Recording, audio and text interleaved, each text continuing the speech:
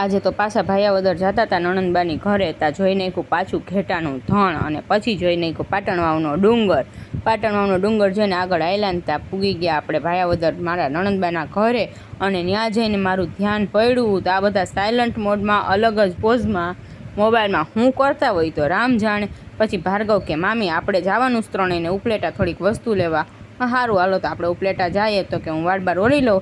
વાળ ઓળીને ભાઈ નીચે ઉતરાને ત્યાં મારું ધ્યાન પડ્યું તો ભાઈ માંડ્યા બેટિંગ કરવા. હવે એ બે મામા ભાણે જ અવડાવડા નાના છોકરા વારે ક્રિકેટ રમે છે. હવે વિચાર તો કરો. પછી કપિલે બેટિંગ કરી, ભાર્ગવે બેટિંગ કરી, પછી કપિલ શીખવાડે બેટિંગ કરતા. જો અમે નાના હતા ને અમે આમ રમતા કે ક્રિકેટ, અમે આમ બેટિંગ કરતા ને પછી ઉપલેટાથી આવીને આપણે બનાવી નાખ્યા પીઝા પાર્ટી કરી નાખી.